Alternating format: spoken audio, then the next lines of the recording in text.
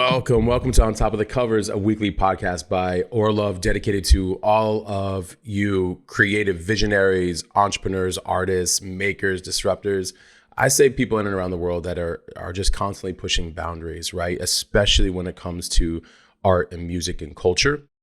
Every week we feature inspirational stories of people contributing to the culture of music, and we explore how they're doing it professionally and artistically and creatively. And, we're just grateful that you guys continue to keep tuning in and leaving us reviews every week. Thank you guys so much for doing that. I'm Matt Gottesman, your host and director of the Orlove brands. And you can reach out to me at Matt Gottesman on Instagram. You guys know I answer each and every single text, DM, reply, response for like the last decade. And I love all you guys. The community there that builds is amazing. And of course, you can reach out at We Are Orlove. Please reach out there. Leave us feedback. We love hearing from you. And, one of the reasons we started doing this was because we said that music is one of the biggest connectors in the world. It's truly a common bond.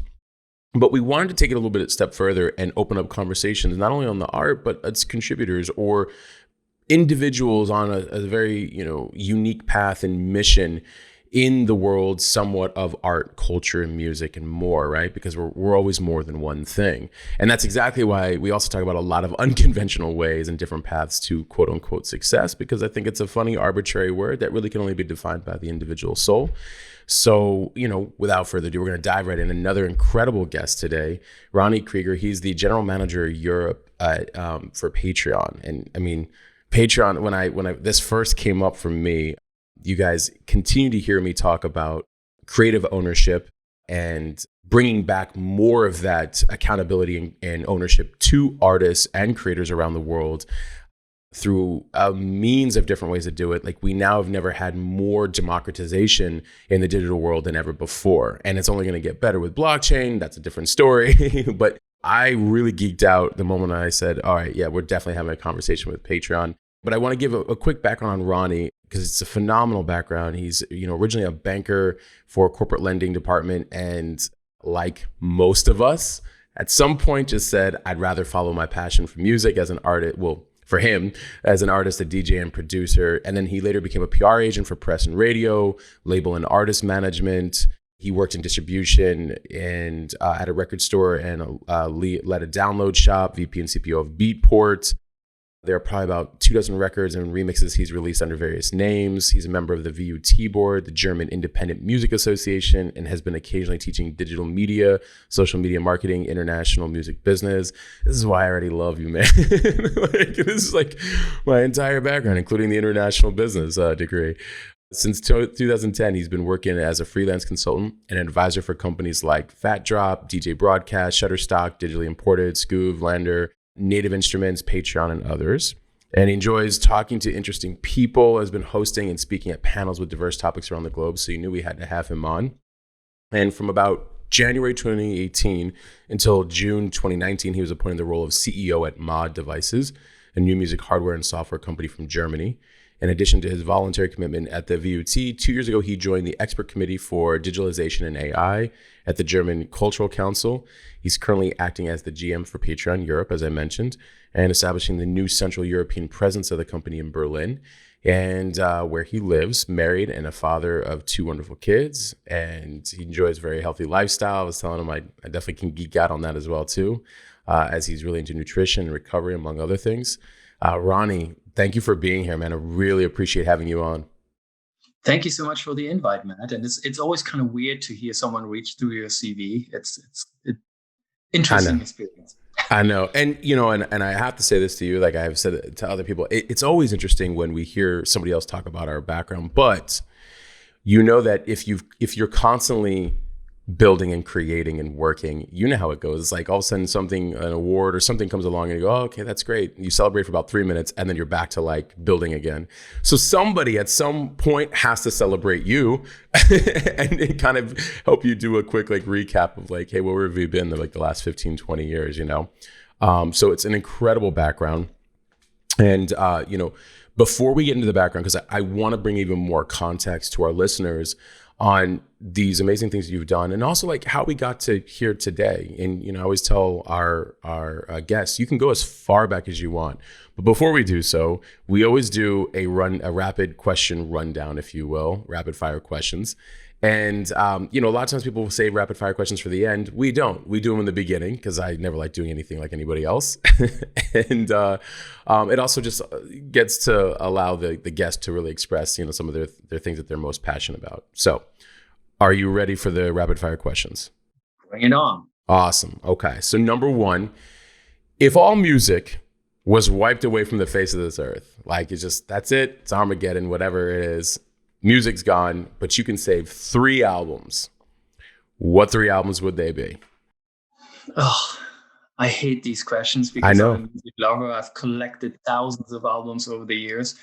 I mean, I would say one of the longest lasting inspirations for me has been a band from the UK called Depeche Mode. I think most of your listeners will know them.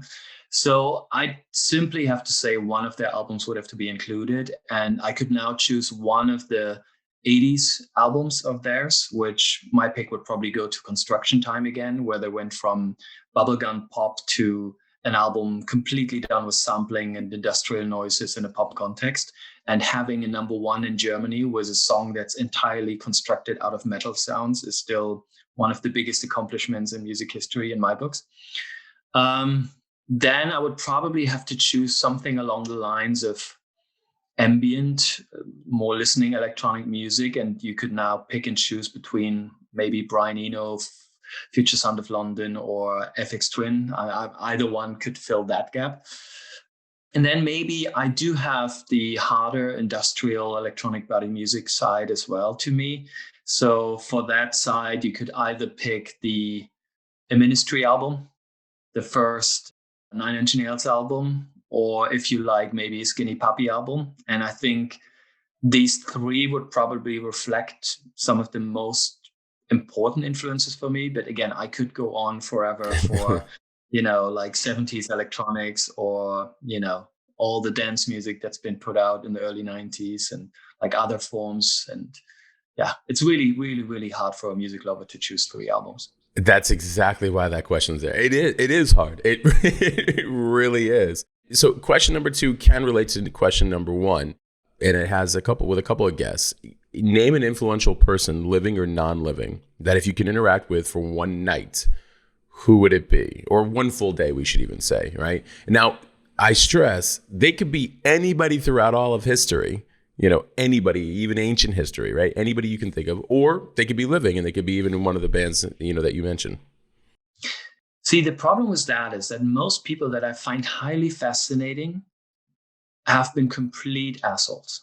And I do love them for their artistic endeavors, but I would never, ever in a million years want to meet them. So people like, you know, Salvador Dali, I think was an utter genius, but meeting him would have probably been a terrible experience. The same was like a German actor named Klaus Kinski. He acted like an asshole every single time he appeared everywhere. He treated people in a really bad way, but his artistic expression as an artist was just phenomenal. So I think most of the people that I'm fascinated with in this space of art and you know, all that, I don't actually want to meet. And then there's also the saying of don't meet your idols, right? So what if they turn out to be really disappointing and you have these high expectations? So I think all the people that would come to mind, I better don't ever meet and keep them on the pedestal that I have them at right now. I can completely understand that, because in a lot of ways, the mind builds up an idea or an identity of that individual because of their talent. And then it could completely change the moment you meet them. For me, it'd probably be like a philosopher, like a Marcus Aurelius, or, you know, an artist like Leonardo da Vinci. That's like a multidisciplinary thinker, creator. You know, we go way back, you know, to some ancient times and whatnot. So number 3, in your opinion, what's the best music-focused film of all time for you? And when I say music focused, it can be fictitious. It could be like a documentary or rockumentary. It could be like a series. Just that music is at its core. What would be a film or a movie or something for you? I mean, there's millions, but my first thought was immediately Beat Street, which isn't particularly a great movie, but it came in the mid-'80s when I was in my teenage years. It was something new because I wasn't really a hip hop kid. I grew up with instrumental electronic music. But when I saw Beat Street, I still remember many parts of that movie where, he's going into that proper studio and they have this massive sampler, and all of a sudden he can do all this experimentation with like water drops, etc., and create the music. And then he's frustrated because he doesn't understand the technology. So it's probably not the best movie ever made, but it was one of the first ones that I've seen in the music space. And it really had a deep influence on me at the time. So I'd probably go with Beat Street.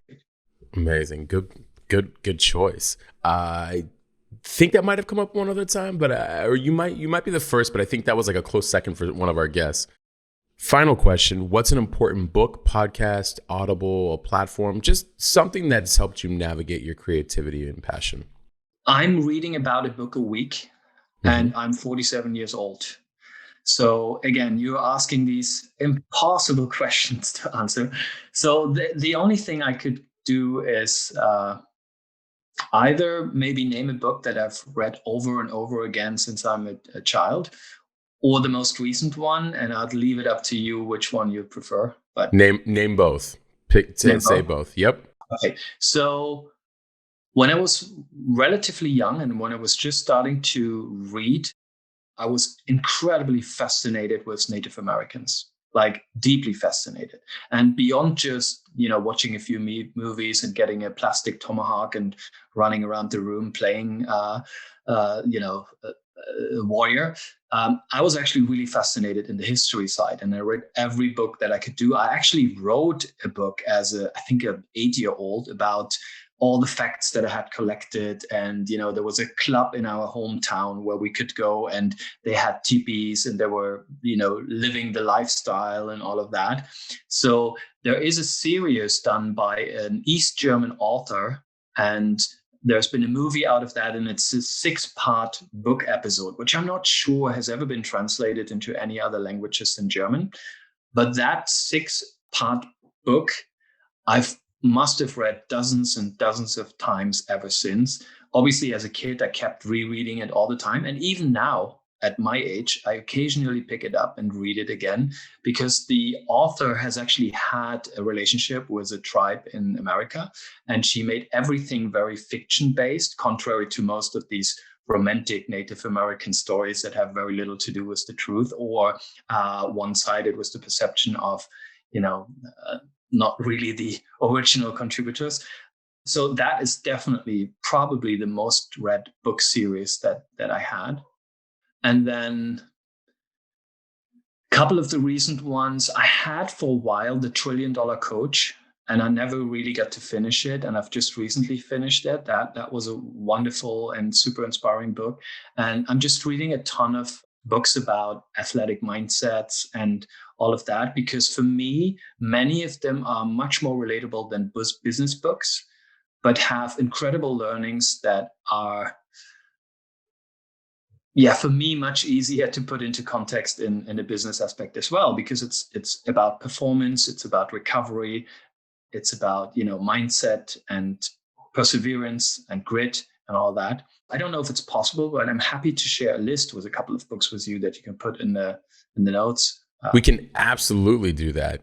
Yeah. That would be great, because I know a lot of times people ask us for resources. They're like, hey, what's that book that so-and-so mentioned? Can you put that in the notes? So, we're happy to do that. Absolutely. Yeah, and I like what you were saying about athletic mindsets.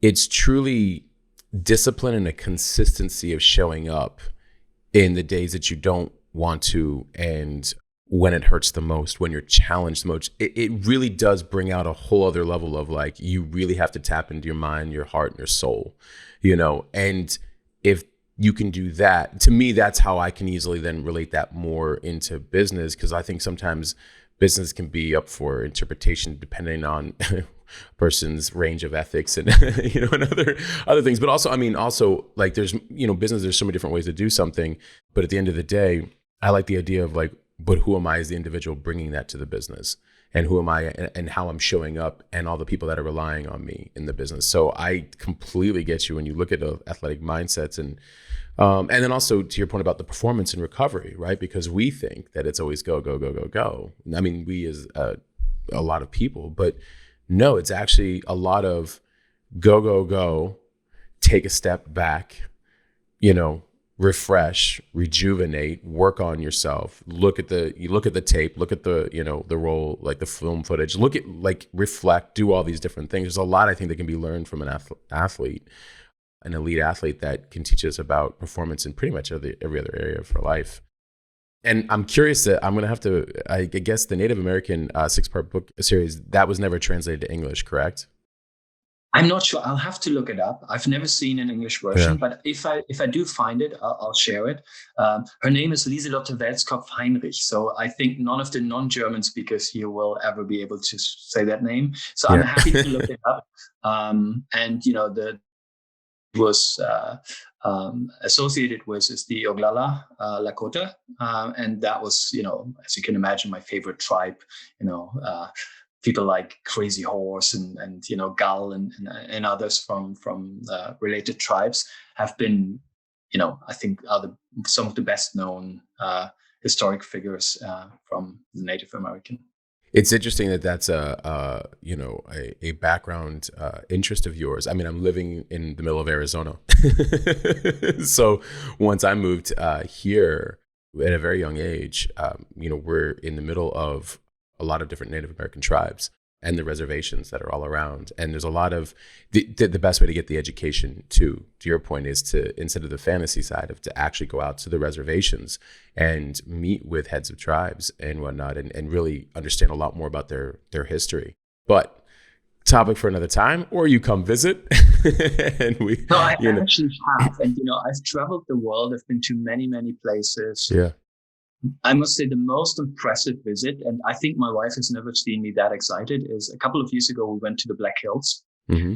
And that is actually all the areas of the book that plays around the Black Hills. And, to be at those places, to meet the tribes and, to experience all this, to hear them speak the language that I only know from a couple of movies where you never know if it's authentic, or from the books, etc. That was such a heartwarming moment. And my wife is still talking about it, because I think I turned into a child when we were there, and I was just like eyed and like experiencing it all. It was like a dream come true. So it was a really memorable experience. And obviously there's a lot of sad parts to that as well, to see, all the negative things that happen to them and still happen to them, and the circumstances in which many of them live. It's painful to see, but at the same time, it was definitely a huge moment for me.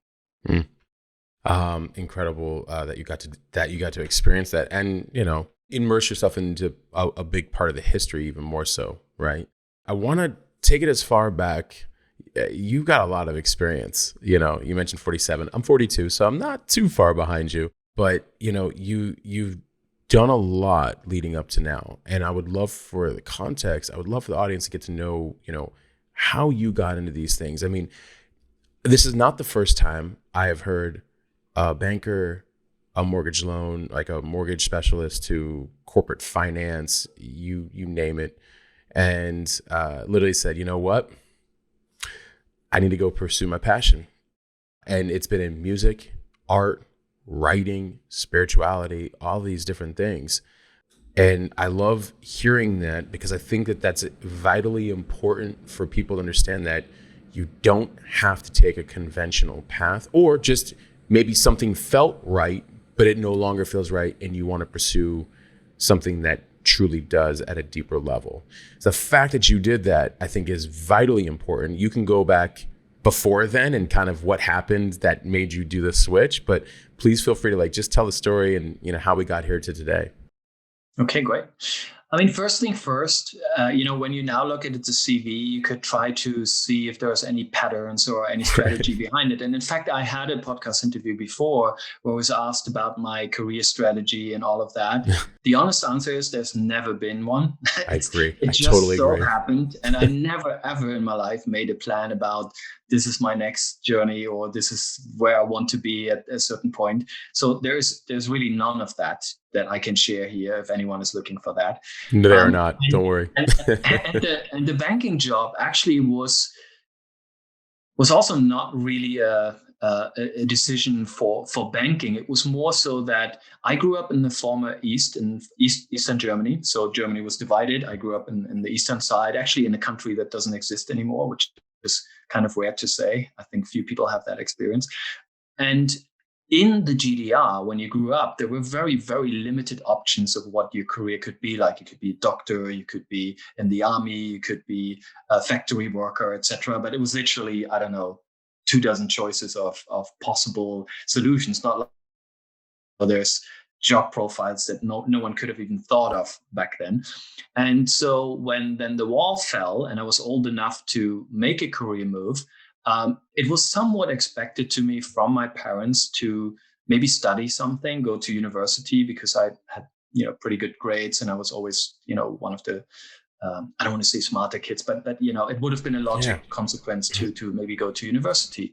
But for me, there wasn't really any university degree that was associated with anything that I wanted to do. There wasn't really a music degree or anything that I was interested in. I could have studied the piano for 6 years, but that wasn't really what I was trying to do.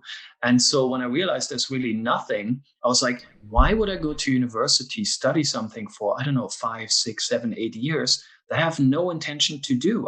I'm way too impatient. I'm curious, yes, but I'm not going to waste, and when you're at that age, 6 years or 8 years sound like a lifetime. That sounds like, I'm not going to do this.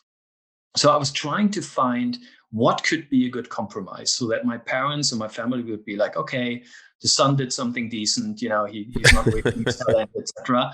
And my grandmother, she was working at a bank, a different bank than I worked at, but I knew it was somewhat respected in the family. So as a compromise, I said, okay, if I'm going to become a banker, it's 3 years, still a long time, but half the time that I would waste at a university.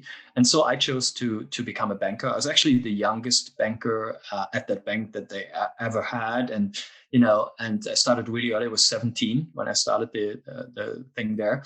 But literally the moment I had my title, you go through the school and then you get your certificate at the end as an officially approved banker. And during the time, you spent time in the bank as well. And I spent half of my time in the marketing department and half of my time in corporate lending. And I got my title and literally immediately I was out. I was like, this is not for me. I've done what you wanted. Look at the certificate. I'm a banker. I accomplished something. You can tell everyone your son is a banker, but now it's me time. And that's when I looked at the music side of things. And one of the things I'm blessed with, I guess, is the fact that I think I could probably accomplish anything I put my mind to. And so I wasn't thinking like, oh my God, I don't have any industry contacts. I don't know what to do. I just literally looked at the most interesting music company I could find, which was a distribution company called EFA. At the time, they had all the early dance music stuff, all the early drum and bass from the UK. They had, FX Twins, Reflex label. They had all the German techno. They had, on the alternative side as well, like Dead Kennedys, a lot of punk, alternative tentacles. So just a dream for any independent music lover, whether electronic or not. And I was just like, that's the best company. So I'm just going to call them. If they say no, well, they say no, but maybe they say yes. And so it just so happened by accident that they actually were looking to fill a position for a PR agent, and they had people do trial work. And at the time, I wasn't yet living in Berlin. I was still an hour north of Berlin. And they said, could you be here next week and work 2 days on trial? And I said, of course I can, without knowing where to stay or anything. But I wanted to take the opportunity, then figured everything out, went there, worked the 2 days in trial, came back to my hometown. And quickly after got the call, it's like, hey, can you start next month? I was like, of course I can start next month. I'd love to. And then had to quickly plan it, a move to Berlin and pack my bags and make all that happen. And that's literally how I've gotten into the position. And the interesting part really was that until many years later, I didn't really know why I got the job. I had no qualifications in this regard. I had, there was technically, from a CV perspective, there was no reason to give me the job. There were other applicants that were much more qualified. But there was one guy in the team that felt like, look, we're in the music industry. We're dealing with all these people that may know a lot about music, but you can never count on them being in the office. They may be late, they may not show up, they may be drunk, they might come hangover from the concert, they don't understand the basics of office work, etc. This guy, he's going to be the first one to show up. If he says he's here at 8, he's going to be here at 7:58, and all of these things. And I think that changed the perception of a lot of people who were hesitant to give the role to someone that young and inexperienced, etc. And he was heard, and that's why I get the job. And the reason why I'm saying this is because it had a very lasting impact on my hiring decision as well. Because, in many of the roles that I've been building teams, you usually look for the most obvious candidates. You look at their CV, you don't know much about them, and you kind of look at what have they done? How does it relate to the job that they currently have? But you often don't really consider the ones that are not obvious.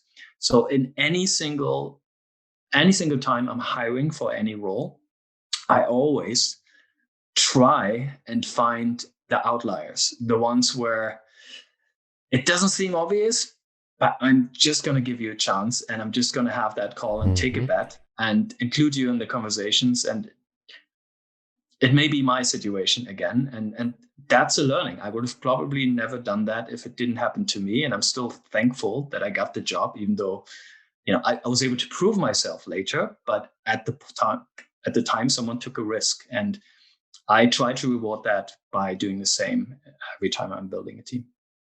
I love that. And I want you to, talk about the rest of the journey to today, but some very important things you brought out. I was writing a couple of things down. The part where you're like, well, I never really thought that I couldn't go do something. Like you said, I think I can accomplish anything I put my mind to. And it's a very true statement, because I think that, most people will say, well, I don't have enough resources. I don't have the right connection out of this. Most I have found, and I took a lot of the same path as you. Looking back, I can now understand and connect the dots. But back then I was just making it up as I went along. And it was just simply like, oh, here's a company, I'll call them. And I think by you following your gut, that part where you said, it just so happened we're looking for, it's like people go, oh, what a coincidence. I'm like, but was it? I think that's just that we're always seeking, and so is the people that are seeking people like us. And I think that sometimes that's not thought of. Just as much as we're seeking something, whoever it is that they're needing it too, right? And that's where the connection happens. So I love that you said that. And then when you brought up about you didn't know initially why you got the job until you started to learn more about, because you weren't obvious, but your ethics showed up, and your consistency, and your doing things different, and having a different perspective, and not being like everybody else, I think is a huge advantage in most companies. And I love that you said, when I build teams, I look for the ones that are not obvious, try to find the outliers. Yeah, because, and in this day and age, I think it's easy to list off on a CV all the different things that people do. It's easy to say like, oh, as a part of this team, I did that. But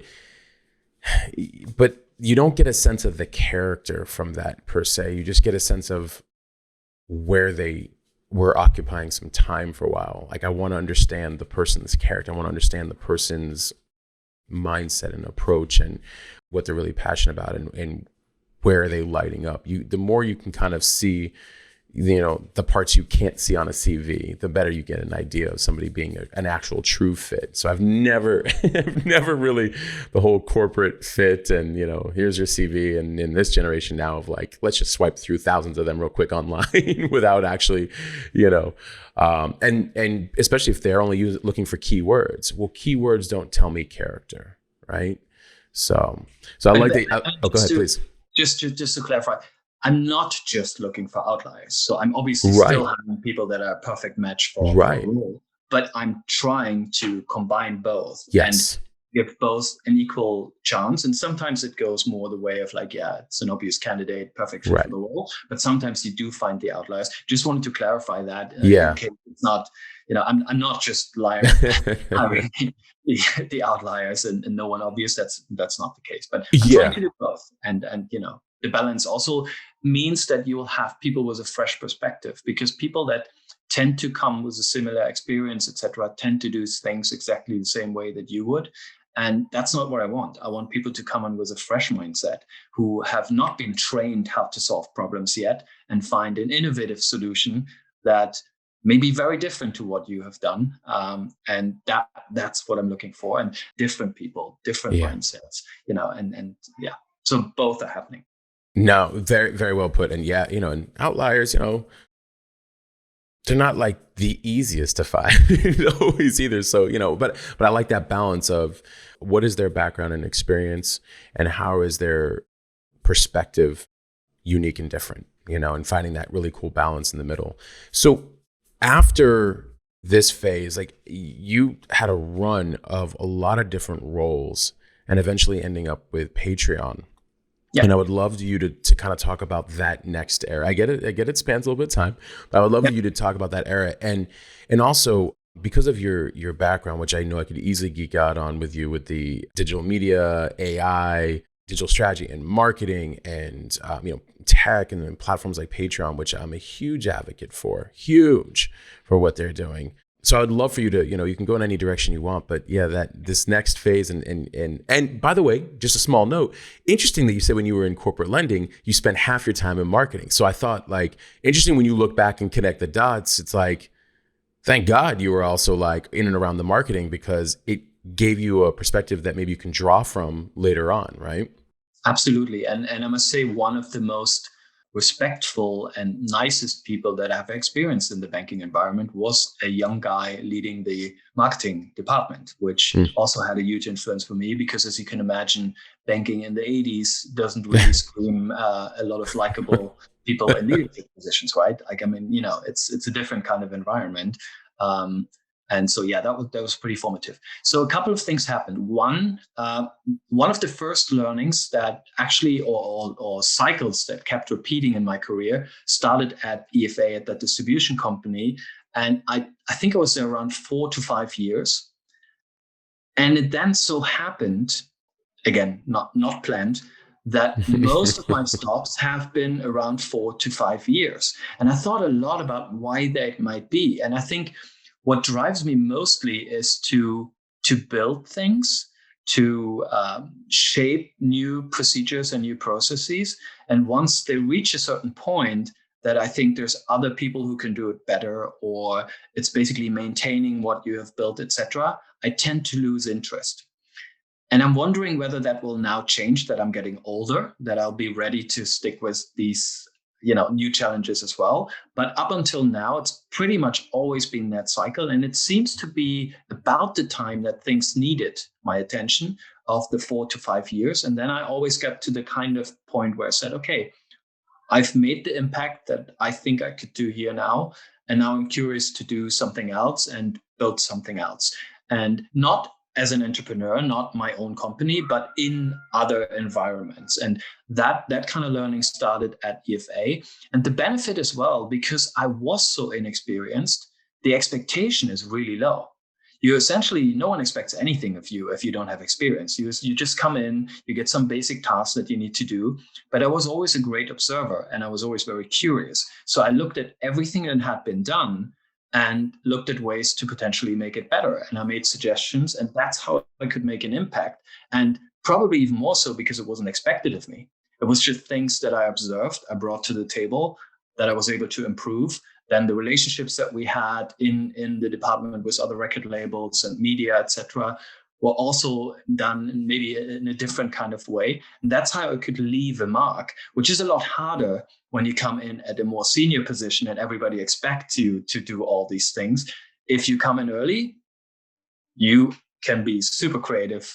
You have the time to do it and you can surprise people. And I think that's a really formative period in your professional career, because that's when you can really show who you are. And that's when you can really set up your future career.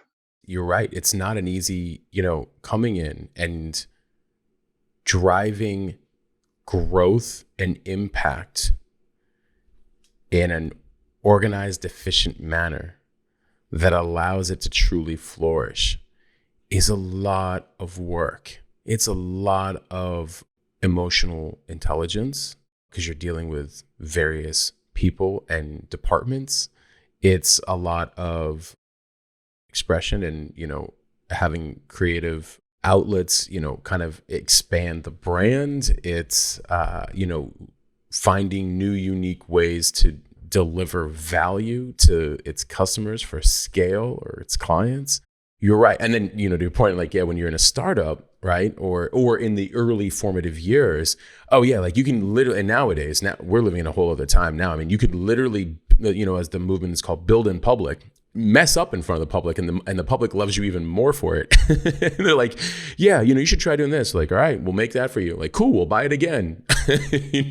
So, but that's allowed creativity to expand too in more current times with technology. So and it often even makes things possible, because the benefit that you have is you don't care about politics at that age. No, you don't have any experience of like, hey, you need to talk differently to someone, or you want to build your career and you want to be super nice to your manager, and never say anything bad about them. I didn't care at all. I just looked at things, and when I found they were broken, I just made a suggestion like, can we do it this way or that way? And I think all of these things are super beneficial, and you will eventually lose them over time. So that's why I still think these years are super formative, and they kind of show your character, and they can be the perfect path. And I hear a lot of conversations of how difficult it is for people to come into positions and to leave a mark, etc. And I get that it's difficult to maybe get hired, but once you've passed that threshold, use those years, because I honestly believe they're super formative, and they will create the path for everything that's going to follow afterwards. And it doesn't matter whether we are looking in an old school environment then, or if we're looking at the startup world now, it's still the same principles that apply. And a lot of that naivete will fade away. Most of the businesses that have become super successful wouldn't have even started if the founders had known all the consequences before the start. Right. Because all the innovation usually happens because you don't know of all the obstacles that are coming your way. And that's why you're doing it. If you knew all of that beforehand, you'd probably never even start. And that's how the greatest inventions have ever been done. And that's also the benefit of a young age, because you don't know any better. I feel like you might have just answered my question that I was going to ask as a follow-up, which was, can you preserve those formative years style? You see it all the time. Like when Google was, 20 employees, a lot of them left when they were starting to go through a different phase. 1 to 1 million or 2 million or 10 million is different than 10 to, $500 million. Like or even 100 million or whatever, 50 million. And it requires a different style of modality and leadership and things But I think you answered my question. It's sort of like, because if they knew the consequences, because now all of a sudden you're running into new things and you're more visible and new consequences you might not have otherwise run into, or obstacles that now are requiring to operate differently. Because there's something about those formative years that if you can really keep that iterative, stick and move, creative, non-politics play, how far and wide can a company grow? I'm not saying not have organizational, inefficiency brought in, and, but I've always found it interesting with leadership when the ones that can really still maintain this kind of container of what happened in the formative years to allow like the visionary type folk and creative folk to like expand even more, but just bring a little bit more operational efficiency. But it's a hard thing to do. You don't often see that with a lot of companies because they just change. Yeah. And I also think it's unrealistic to try and maintain that when you get older. You can apply some of the it's life. You can have an awareness for it and pay attention to it, but you cannot go back to that. It's like if you learn any kind of skill. So when, in my case, I started to do music production and everything. And once you learn how to do things, you listen to music differently, and you can never, ever switch that off again, because if you know how to play a chord and you hear that chord, you'll know how it's done, or you'll know how they possibly have, which sounds have been using, how it's arranged, etc. You look at it a complete different way. And that's the same thing. It's like when you have that naive kind of mindset, you don't know all the things you don't know yet, and you can approach things a certain way. You cannot go back to that 30 years later. It's impossible. You can apply principles, but you can never go back. So the only way for a company or an enterprise to have that still going on is to hire those people that are still in that position. That's essentially the only answer there. And you need that balance of experience and the fresh blood. And you also need to make sure that the experienced people are not immediately killing all of the vibes because they think they know better. Arrogance. You need a good mix of the two. There was actually a really, really cool interview with Frank Zappa at a certain point, and he was saying, look, when he started, the weirdest kind of music was released on major labels. It's like, you have Pierre Henry, like Musique Concrète from France, on a major label. And the reason being, most A&Rs of these record companies have been maybe in their 50s or 60s. And they were like, how the hell do I know what young people want? And they gave a lot of things a chance. In later years, you had more and more people that were younger, and you had the 30-year-old A&R. You had the 25-year-old A&R, and they were like, I know exactly what people want. And they thought what they had in mind was exactly the answer. And that's when it got more and more of a stereotype, and you saw less and less of experimentations, and you saw the formula applied and all of that, which is the same kind of principle. It's like, you need to have the people who are like, how the hell do I know? And I'm going to get a 20-year-old to tell me how they see it. And then I'm going to let it happen. And I'm going to experiment with it and not think, oh, yeah, you're naive, you're young, you don't know any better. And you just immediately kill all that innovation. And I think, elements of that are happening, but probably not always to the full extent. And I think, it's important for companies to try and find that balance of, young, fresh mindsets. And instead of constantly trying to find reasons why not to apply them, say just, why not? Evolution requires, a constant experimentation and discovery, right? So it makes sense to say, I know what I know, so I know how to move in what I know, but I also know what I don't know, or I don't know what I don't know. Therefore, I'd like to, bring on other people who can give me a fresh perspective, and I can take my experience and help them develop the raw talent that they have that they can bring with that perspective.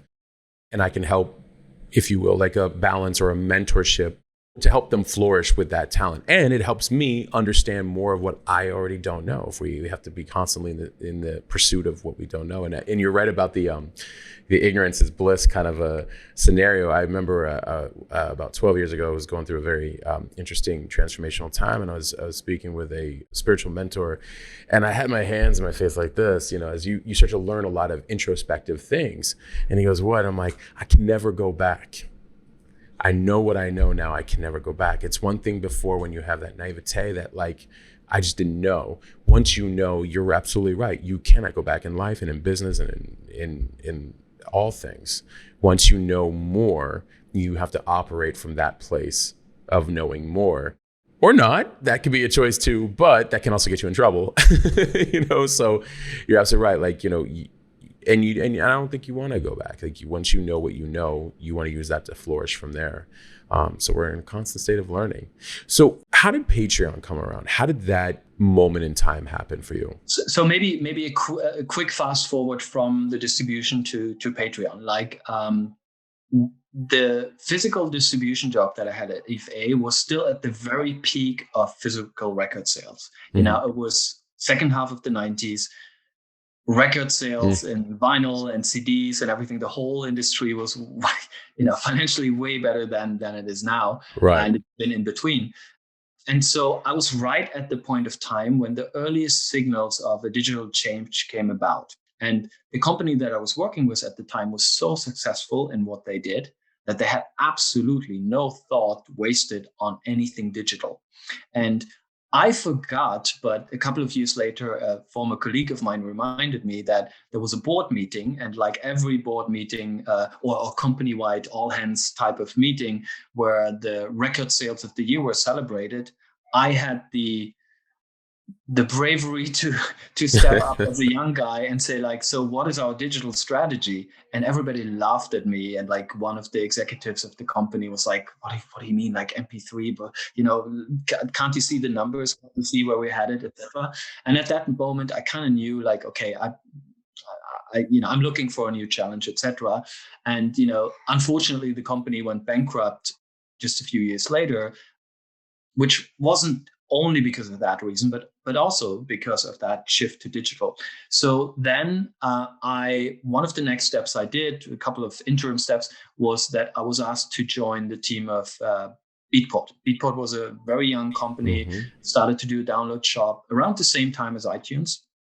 And one of the early investors was a software company from Germany called Native Instruments. And I knew one of the directors of the company at the time. And he used to be a DJ before. I used to send him records, etc. And so they had invested in Beatport, and they were looking at it and felt it was had a lot of potential, but was very American. And they wanted to make it more global, because obviously now was the digital space, you would have the possibility of a global business and all that. And so I think they identified about 3 people that they thought could do the job. I didn't have a passport at the time. I don't know, for whichever reason. And so the other 2 guys went first. And the founders of Beatport didn't really like both candidates very much. And so they'd almost given up, saying like, oh my God, what kind of people are they sending us here? And then I finally was the last, and I met both of them, and we immediately clicked. Again, I don't know why. I don't know what I said, or it just so happened that the 3 of us really aligned really, really well. And then I think, again, super quickly afterwards, I don't know, the week after or a few weeks after, I started to work for them as a freelance consultant while we were figuring out all the details. And the objective was really just to make sure from a content perspective, we would get the most important content for European music being released. Obviously, dance music always being much stronger in Europe than in the US. So that was my task. And I started very analytical. I made a top 100 list of the most important labels I felt we should have, and went top down. And the interesting part really was that none of the record labels in the independent electronic music space wanted to have anything to do with digital. CD was okay. Vinyl was better. But literally all of the conversations were like, we love vinyl. Why would we do MP3s? Like, this sucks. It was, it was no. And so I just didn't give up. I just had the persistence to keep talking to them. And that's how it started. Then eventually we got the European content. Then I started to build the team in Berlin for all areas of Europe. Then eventually I would lead all of the international music departments. And it had the critical moment where I was obviously doing my regular job in the Berlin office, and then Denver has an 8-hour time difference. So by the time I would get home after work is when Denver would be awake, and when a lot of critical calls would happen with the executives there, etc. And it just wasn't maintainable to do both. And so at some point the question was like, okay, am I going to leave, or am I going to make the move to America? And my wife, for some reason, always wanted to be in LA. So I felt like, okay, maybe let's do that step. Maybe I'll move to Denver. I'll be the CPO of the company. And then from there, we can figure out if LA is going to be our next step. And then I was there for a little while as the CPO, situated in Denver, put the team in Berlin in different hands. And then the company was prepared for sale. We had a new CEO come in, and it was very apparent to me that all of the things that were planned to make the sale attractive had nothing to do with what we had built over the years. And in the annual planning for the next year, I just realized, none of this feels right. I really don't want to be part of it. And I would cheat everyone at the company if I would sit there and say, this is the right thing to do. And so I went to the old CEO and to the new CEO and said, look, this is not for me. And around the same time, my wife got pregnant. So we had to make a call. Are we still going to go to LA? Are we going to continue to live in America, or are we going to go back to Europe? My wife's Dutch. The decision was relatively simple. It's just way easier to have kids in Europe than in America. Not as much of an investment, and support and parental leave and so many elements. And obviously both of our families were here. So we then decided to go back to Europe. And I wanted to take an entire year off, deciding, I wanted to be there for the family, but I also wanted to decide, am I done with music? What's next? Is it something completely different, etc.? And then we moved here. I managed to be off for a few months, but not much longer. And then I was just approached by people. At that time, I already had worked with a couple of people, and some remembered me. And then people approached me and said, look, we're planning this project. Would you like to be involved? And I was like, yeah, I don't want to be full-time, but I can maybe work a day or a couple of hours. And then it became more and more. And it so happened that for about 10 years, I just became a freelance consultant. And I usually had a ratio of about 3 clients at any given time. And I was trying to have them do somewhat opposite things so that I could switch my mind from one thing to the other. And it was usually all around music and technology in one way or another, or the intersection between the two. And that's, again, what I've done for 10 years without ever, it wasn't a goal or anything. It just so happened. And then towards the end of it, I was approached by a former Beatport colleague of mine about Patreon. And Patreon was just willing to go deeper into international expansion. And they were toying with the idea of maybe opening up an office in Berlin, etc. And to be very honest with you, I was a little bit hesitant about it because like most parts of the music industry, I was interested in a lot of technology and a lot of these things, but I wasn't really aware of membership at that point. It didn't really cross my mind. The idea of membership and subscription wasn't really something I was deeply aware of. And I had somewhat of a conception of Patreon. I'd heard about it, but it was all like, yeah, you do a monthly live stream or something like that. But I didn't really grasp the whole thing. And so he was talking to me, he was telling me a bit more about the company. I met Jack, the founder. And I don't know if you've seen videos of him, but to not be immediately impressed by Jack is literally impossible. I think you have to be dead to not be impressed by him, because he's just so fired up and so authentic in his love for creators and everything creative. It's really super inspiring. It's crazy. And so at that point, I was like, okay, there's a lot of opportunity here. I definitely want to be part of it. But I'd also been a freelance consultant for 10 years, working mostly from home. And I really loved that freedom. So again, I was into the idea of Patreon, but not committed to be a full-time employee yet. That still took a little bit longer for me to say, look, this is just too much of an opportunity to pass up. The opportunity to build a team, to build out an office, to build out processes. And yeah, eventually, what I didn't expect, I accepted a full-time employment. I became the general manager for the office in Berlin and haven't regretted a day since. And I still, to this day, I've seen Jack talk now many times in every All Hands, etc. It's still incredibly inspiring. And he has such a quality with that, because you also know it's not like the typical sales videos that you see, like, Chaka, you can do it kind of thing, which is super fake. With him, it's just genuine excitement about it. And that makes such a difference. And there was all the hyper growth that Patreon has seen, with all the fundraising, with all the money floating into membership, etc. The thing that still drives him today and the company overall is really, how much money can we pay out to creators? How many interesting ideas can we realize? And that is crazy to see. Like, there isn't a single all hands meeting where he isn't sharing a creator story, or we're inviting creators to share their story.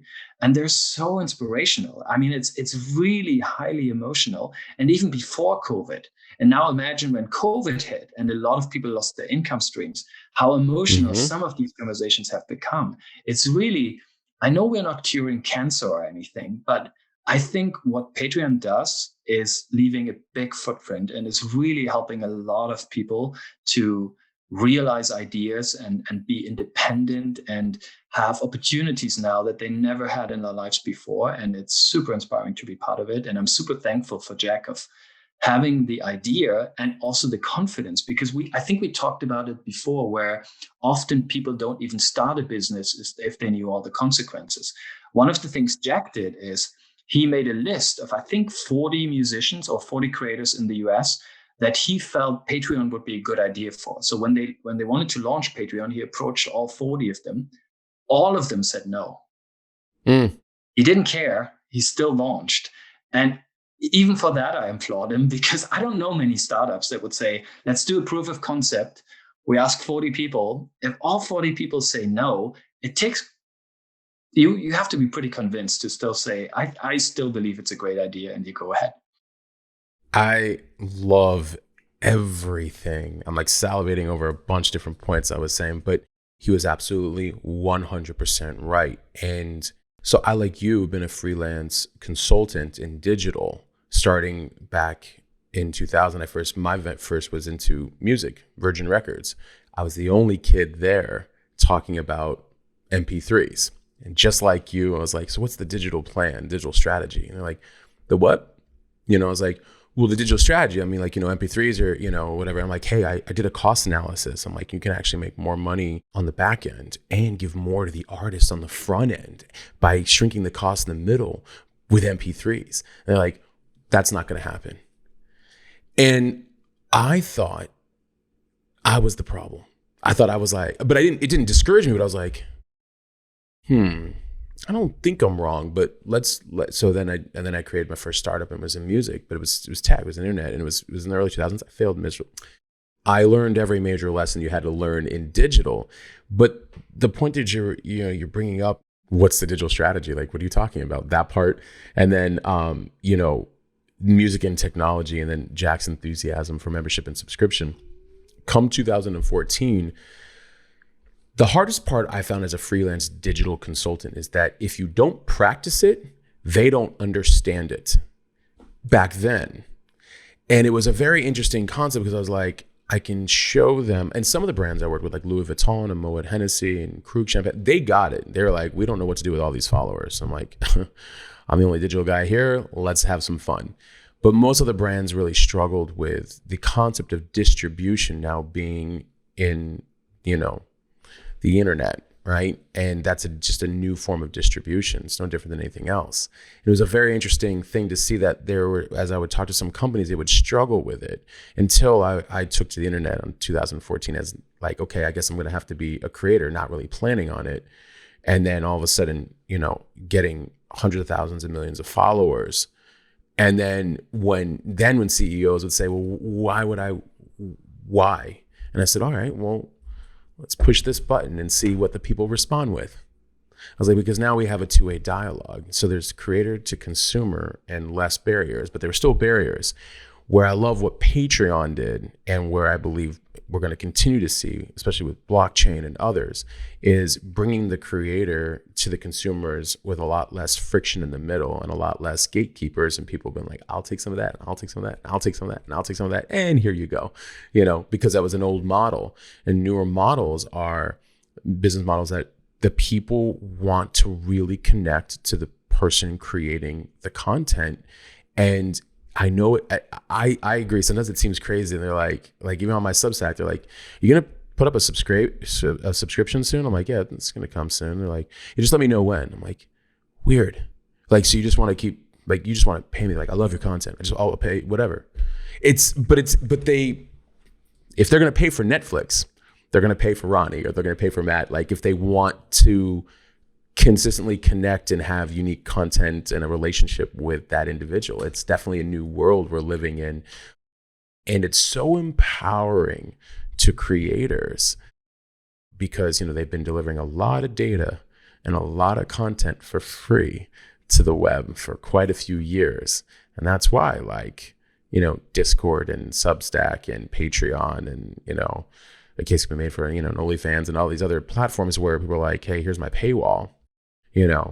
Because, they're the new jobs, they're the new value creation, right? So I think it's phenomenal. The fact that he reached out to 40, they said no, and he's like, no, I think this is the wave of the future. I almost feel like if I were to talk to him, I'd say, I totally get you. How could you not see it? You know what I mean? Like, for anybody that, because, and probably when you were explaining like digital strategy, there's always just either resistance or just, if you're early, people don't always see it. Right? They don't always but for me, I'm always like, how do you not see it? Like, you do see what's happening, right? Like, it's right in front of us, So I think that was great that he persevered nevertheless, right? And I think, one of the benefits that he obviously had is that he was a creator himself, and he was a successful one, right? He was just stuck in a system that didn't really support him in a way that he found rewarding. He had an audience where his videos would get 1 million plays. That's decent status to be at, and to play shows that are sold out and all of that. Just the financial possibilities that he had for monetization in the digital space didn't really reward his activities. And he made, I don't know, there's this famous video where he's talking about his YouTube check, and I think it was around $160 for a video that had made 1 million plays. Of course, that's frustrating, and that's not going to work. And that's led him to be like, hey, how could this be? I have the audience. They do want to support me. And the model that's proposed to me from other platforms gives me $160.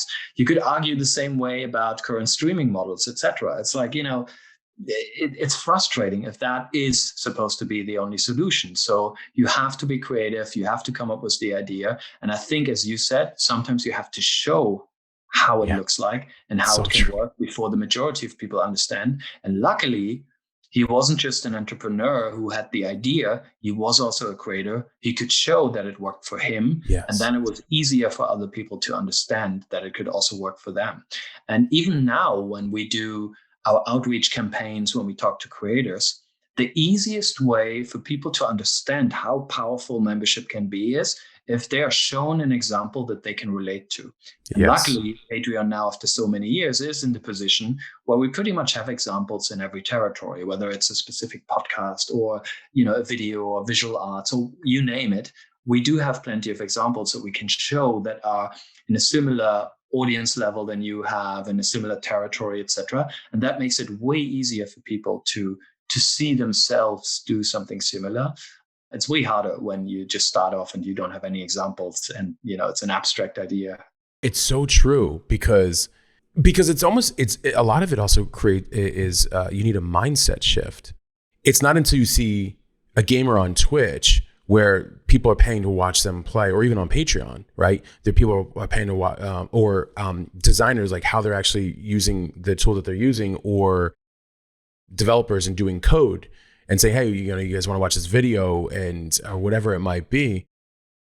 That the concept of like, so you're telling me that people will just pay me, to subscribe to me for this particular niche, this particular thing, because it wasn't, that wasn't taught, as I always say, most great things weren't taught in school, but it wasn't taught in school that way, nor has education. Well, at least I can only really speak from American education, hasn't really adapted to that yet. And teaching, I'm like, because you're not able to teach these kids what they're learning on YouTube and other content creators, which are also the highest demanding jobs for your brands, but they can make more not working for your company, but doing it for themselves on these platforms.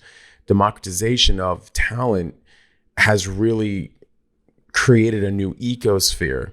I was like, you better start offering them CEO type salaries, if you want them to do your marketing or your content, whatever it might be. But yeah, so, and that's, brilliant that Jack did that. Like, hey, well, I'm a content creator. So like, I know, this is what I get. This doesn't make sense. So we're going to create a platform. And I feel like, isn't that how a lot of really great innovation has been created throughout all of history?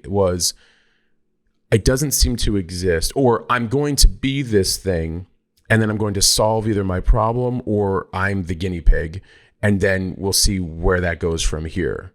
And then voila, we get amazing feats of technology and architecture and, and innovation throughout the test of time. Two immediate thoughts to that. One, you talked about a mindset shift. And I think if we, both you and I have experience with the music industry. If you've been part of the music industry as an artist for the past couple of decades, you never had to put a price tag on your art, because it was either the record labels say, this is what we're going to sell this for, this is the format price. They talked to the distributor, pick the pricing category or whatever. It was the shop that decided, hey, we're going to put the record out for this. It was the event organizer that decided how much your tickets were. You never had to worry about it. It was never something that you were asked to. And I think the biggest mindset shift for artists now is to say, you can do membership and you can create as many pricing tiers as you want. And all of a sudden, I have to decide which price tag I put on my art. And literally 99% of all artists really struggle with that idea. Yes. And if they do, they tend to be much lower because they don't want to offend anyone, and they struggle with the idea much more, even though indirectly, they have asked for much higher prices before because they have announced that the new album is out, which doesn't mean steal it. It kind of means go to a record store and buy it. Or my new tour is on sale. You can buy tickets now. It has a price tag attached to it. And now they kind of struggle with this new model of like defining what the price should be. And then they feel like, okay, if I mention it, then I'm kind of asking for money, which they've done all these years before. None of the stuff that they've done with products before has been free. I mean, it was all had a price tag to it. And I think that is the biggest mindset. And you know, probably not just for musicians, but musicians immediately came to mind there. And I think it's it's so true. You know, years ago I interviewed producer Illmind, who's you know done quite a few amazing pieces of production work for some of your world's amazing artists. And I remember when he was talking about the first time as an artist, he had to charge for something different. So he used with the PayPal button and like a regular like landing page back in 2007, 2008. He was one of the, if not the first, one of the first, but I think he might have been the first to do like a beat pack for sale online, which he was like, you know, if you're a producer, you knew, he's like, I was really going against like the producer's code. Like, you don't put up your beats for sale like that. And he goes, but it's the internet. And he's like, I saw the opportunity of like, well, what if I make a loop pack that then I put up on, you know, a landing page. He's like, I didn't have it all figured out, but I put like a PayPal button up there. He's like, I woke up the next morning, there was like $3,500 in my bank account. And I'm like, okay. You know, but he was saying that the first, you know, he said for about 13 seconds, he's sitting there like this. Oh God, I hope I don't get into trouble. Oh, like what's going to happen, you know? And then he's like, screw it, let's just do it. And let's see what happens. Because it was a different mindset of like, this isn't normally done like this. And what is the value? What do I place on beats normally cost this? But I'm going to say, okay, you buy this whole pack for like $100. Like, and who's going to do that? And I don't really know. And so there's that. And then the other that comes to mind is, you know, like when Nipsey Hussle in hip hop, I like where, you know, he saw that the way the infrastructure was built, and he said, you know what, the internet is where it's at.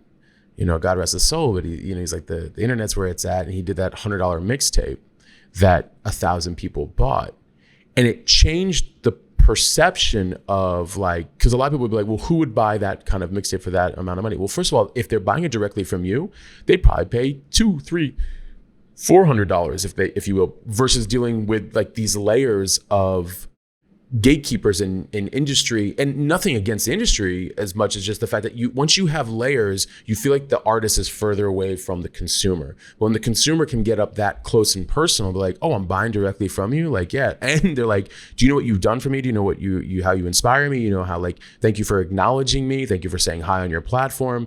That closer authenticity of the human behind the art allows them to be like, yeah, I'll pay you $100 for your mixtape.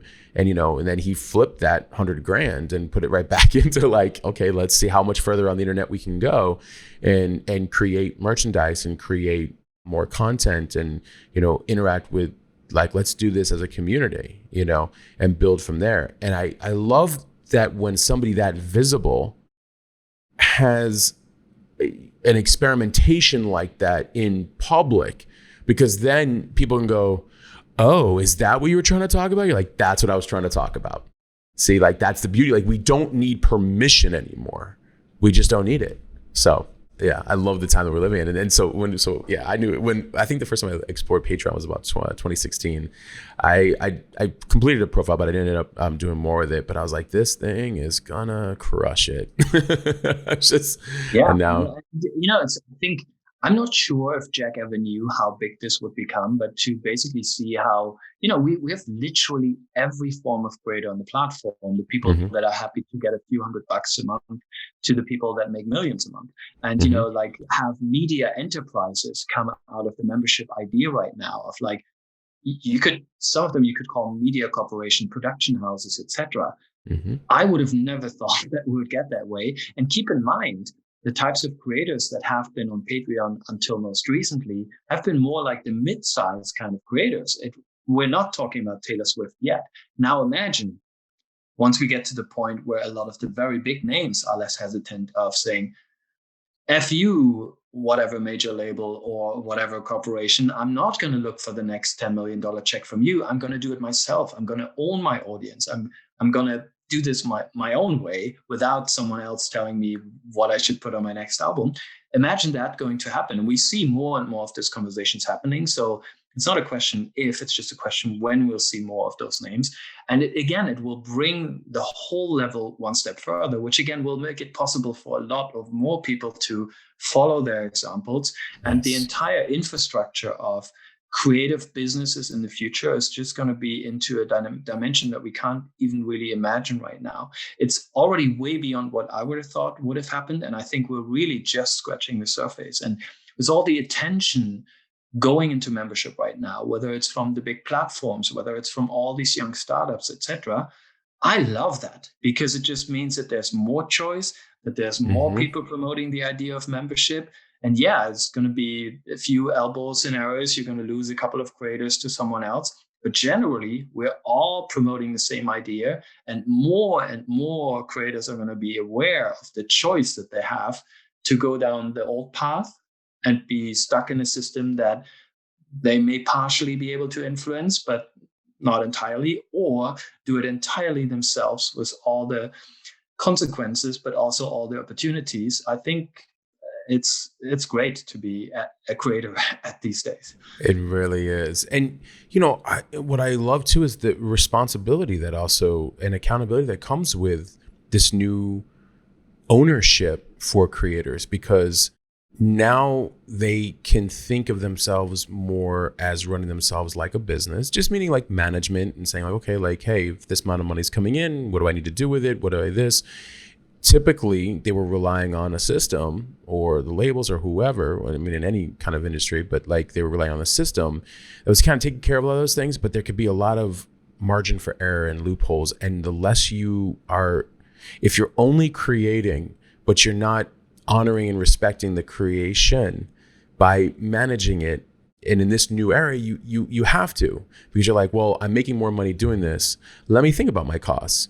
And let me think about where can I invest it in better equipment, or where can I invest it in my growth and my marketing, or what do I want to, what else do I want to create with this? So I love that the democratization also creates more accountability and responsibility for the creator to think multidimensionally about their creativity. And that to me is also exciting, because again, more ownership and accountability, it leads to usually more responsibility and more innovation and more expansion and growth and wealth. And it's more holistic. It's not, you could be a musician, and today you may be on one of the streaming platforms and people, recognize you as a musician, but maybe you're also an author. Maybe you paint. Maybe you are an excellent chef, and people will never know because you're pigeonholed into this profile as a musician. The idea of the membership is you can do everything you could possibly imagine and share that with your audience. And it's also, in the past decades, at least in my experience, the dream goal was always to chase volume, to chase these large numbers. It's like, I want to have X amount of followers. I want to have X amount of sales. And then the next album, you want to have more sales or whatever. And that doesn't necessarily lead to experimentation, at least in least of the cases, because again, you think you need to follow a certain formula in order to be more successful than you are right now. You look at other people who are successful, you're trying to apply what they do, etc. At least that's what most people do. And to have that shift and say, you know what? I'm no longer going to create for an audience that I don't even know yet. I'm just hoping that I'll be convincing to them at some point and they may turn into fans of what I do. I'll focus on the people that I know really love what I do and are supportive no matter what I do. And we already see a lot of examples of that on Patreon, how liberating that is, because that if I try to do something experimental right now, the people that I most likely will get away with it are my hardcore fans, because they'll appreciate the fact, and they'll also most likely support me with something that they may not like 100% immediately, but they like me and they want to support me and they want to support my growth and my experimentation as well. And I think that leads to a lot more creativity than the old model of like, I need 10 million followers, I need 50 million, I need 100 million or whatever. I have no idea who these people are, but I'm going to try. And that is, I think membership now is solving so many problems that were originally not part of the concept. So originally it was the monetization factor. And now there's so much more. There's the protected space, free of hate, trolls, bots, of an environment that's friendly towards you, that is not public. Not everything I post, not everything I say, I have to think about 10 times because it could have pretty radical implications. And all of that in a protected environment, not just for me, but also for my followers. The creativity aspects, like, I found it quite interesting. I'm a patron of several artists that I like as well. And I've been a patron of Zola Jesus, an American artist, really, really wonderful electronic music artist. And she had an album finished. And the nightmare for every label manager is you have a deadline for the album, you have a release date, and you're expecting the demo from your artist, and they come to you and say, I recorded for a year, not happy with it, I need another year. But on Patreon, she could do that. She essentially wrote a very heartfelt, very long message to her supporters. And she was, look, I have an album ready, not happy with it. It's not what I want to do. And I want to think this over and I want to start all over again. The message from her fans was completely different to any of the feedback she would probably management and labor managers and all of that, because it was super supportive. So everyone was like, yeah, of course. We want you to be happy. We want to see the next iteration of Zola Jesus and all of that. And it was super interesting to see that and how she was allowed to pivot and go into a different direction and ultimately create something that she was much more happier with than if she had been stuck in a traditional or conventional kind of scenario. And I'm not saying that was never possible before with a record label, but a lot less likely than in this scenario. And I wrote down two really great points that you brought up. I believe that the old approach of I need X amount of followers, this constant focus on numbers came because artists had to do such massive volume to get this much. And it's not just in music, but you see this in a lot of different areas. And for years I've been saying, I'm like, have you actually sat down and done the numbers? And, and then people say like, oh, well, what do you mean? I'm like, have you really, really, really thought about it? Well, first of all, to your point, are you ready? Like a lot of people want millions of followers. I'm like, are you ready? Like, are you ready? Like I was like, I grew one of my first accounts to 150,000 like daily over a course of a few years. And I'm like, could you imagine that when you push a button to 1 million people that you cultivate on your own, are you ready like for that? Like, especially if you actually cultivated a real community, a lot of people just want to be able to have it. And I'm like, yeah, but like there's growth there. Just like an underground artist that starts here and then they bring the people along the way. The second thing too is that I said, have you really done the numbers on it? Because I'm like, if you and with something like Patreon, like let's say you have 1,000 people paying $83 a month, congratulations, you're making $1 million a year, and your overhead, depending on how your equipment is all set up and everything, but with the internet, like your overhead is like that much. I was like, I think people got stuck so long and like, oh no, if I don't do 50 million in sales in my record, if I don't make $100 million as a company and all this other stuff, I'm like, really think about this for a second. I was like, are you trying to have some massive company with like hundreds and hundreds of, or as an artist with hundreds and hundreds of people, or are you wanting to do the art? And let's say you make 2 million a year ARR, in your revenue, but your average annual cost like $50,000, $100,000 in total, and I'm like, and then of course, your taxation, all that other stuff, but like, there's more than one way to do things, and now there's tons of ways to do things, and while preserving the art and a life and control over the ownership of the. So I think sometimes people get so caught up in numbers, but I'm like, yeah, but if you had 1,000 subscription members right now, paying you upwards of like $50, $100 a month. Do the math on that, like, and that'll support your art while you grow it and do other things, create merch, do podcasts, or just go into whole other directions, and they can be a part of it. And reliably and steady, and that right there. Model. And I think, that is exactly. also super new, because it's everything. Back in the day, it was all about a finished product. You had a finished product to sell, which may have taken you 2 years to do. And then you had a monetization window, which, when I started in the industry, may have been a year or 2 years. You would license it to another country, you would go on a tour somewhere, and it would just continue to sell and continue to sell. But it was a finished product, the same way as a finished product in the sense of a tour or a gig that I play. And nowadays with membership, you don't need a finished product. You, in fact, may never finish a product, but it's about the creative process itself, which also allows you to be completely free of budget limitations, not just time, but also budgets. It's no longer be like, hey, here's 50,000 euros to record your album. You could technically, as long as the journey is interesting enough for your fans, you could record your new album for 10 years and take the money that you get every single month and just keep recording until you have an album done that may cost you, 500,000 in the end, but you are happier with it. So all of these aspects about not being forced to just monetize a finished product, because as you know as well, the monetization window for finished products in every field has shrunken so significantly. It's kind of crazy. I remember when we were getting to a decent status at Beatport, you would have about 90% of your download sales probably in a 2 to 6 weeks window. So from before, where you may had a year or 2 years of a monetization window of a physical product, because it wasn't global, you went through all the territories one after one, and you did the licensing and the whole thing. Then download shortened it to a few weeks instead.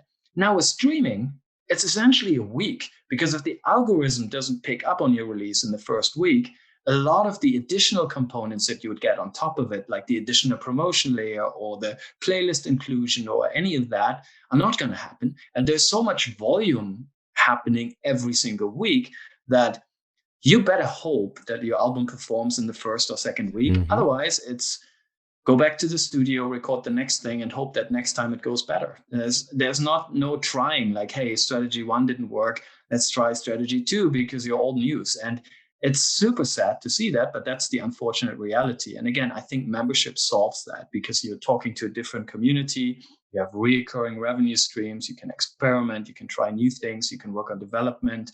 And I think it's. I'm not saying one or the other. You probably still want to do multiple things, but it allows for certain freedom and monetization that, I would definitely support. I love this. I could keep going forever, but we're actually at almost an hour and a half. We're doing all right. We're doing pretty good. It's incredible. I love these episodes, and I love this conversation is very, very much needed on the internet right now, and for a lot of people to understand, like, are you saying I have more leverage? I'm saying you have a lot more leverage now. What do you have coming up? Anything exciting that you want to share that you guys are doing right now at the moment? Yeah, there's lots of activity on Patreon. Like, the trend of internationalization continues. We have just launched another set of languages at the company. We started with 5 last year. We're going to do over 20 this year. We're going to do more and more currencies. We're hiring more people in various different roles. In my team, we are hiring more and more people to make the experience of creators more local. We want to have experts that speak your language, that come from your territories, that you can relate to. And contrary to a lot of other platforms, you can call someone at Patreon if you want to work with Patreon. Awesome. And you can, be in touch, and you can get guidance, and you can learn about best practice, etc. And we really care about that. So we're building out our teams. We're building a ton of features.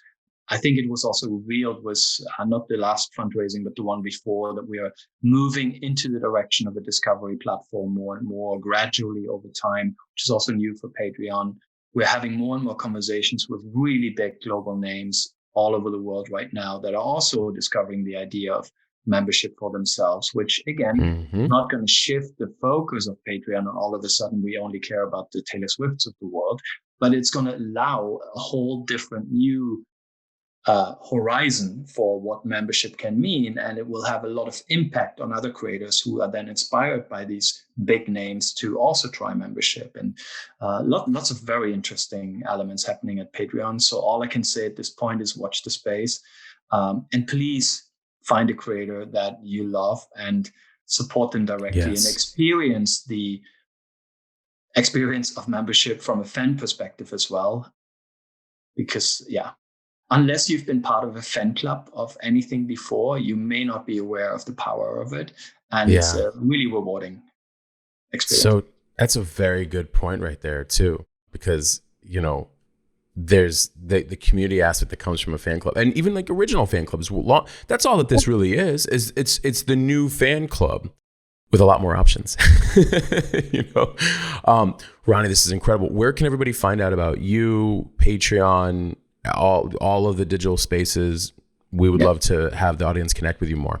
I mean, there's obviously all the social channels from Patreon. Right. People can get in touch there. There's a Patreon Discord community. There's our webpage with contact information. So if you're a creator, if you're a user, you want to know things about Patreon, you can definitely use all of these channels. If you want to connect with me or people from my team, you can also go to LinkedIn. Pretty much all of us are on LinkedIn. You can always find us there. Hit us up there if you want to launch on the platform, if you have questions, if you want to connect with me, talk about fitness, health, or music, or art, or Patreon. Just hit me up on LinkedIn, and I'm happy to connect with you. Awesome. And I found you on Instagram, so we're gonna connect there as well too. It's pretty much all workout posts, so that's okay. That's okay. I see Micah Nolte follows you. She's awesome. She came on the podcast. So I loved having you on and talking about all of these things. I think so unbelievably important. Thank you again for being on the show, for sharing this. Anything that you want to share in the notes, we'll share in the notes. Everybody can find, whether through Patreon or, books or articles. You give it all to me, and we'll have that inputted in there, because I know that the fans love that and that value. And I truly appreciate you being on the show today. Thank you so much for the conversation, Matt. It was really awesome. I love conversations like this. It's inspiring. It will inspire me, and hopefully a few of the listeners. Amazing. Kick back for 1 second. Everybody listening, thank you guys truly for tuning in. It means a lot to us, and to this different perspective on art and creativity. And you guys know I say always, like, breaking boundaries, right? No permission needed. And so we really, really appreciate everybody. Thank you guys for all the 5-star reviews that are coming in. We always ask for, please keep doing so. Really helps expand our show. Again, I mentioned you can follow us on all major platforms at We Are Orlove, or myself at Matt Gottesman. Yes, we actually are the humans behind them. I actually answer every single text and DM. Some of you guys have actually challenged me on that. You're like, I'm just seeing if you're going to actually answer. And you were surprised, weren't you? Because it was me who did. And then also, if you're listening to this on Spotify or Apple or Google, iHeartRadio, radio.com, like any 20, 30 platforms, you can also watch this interview on our YouTube channel, Orlove YouTube channel. Please subscribe there. You can leave us feedback. You can leave us comments in the comment section. We love interacting with you guys. We absolutely appreciate it. We appreciate each and every one of you, and we're out.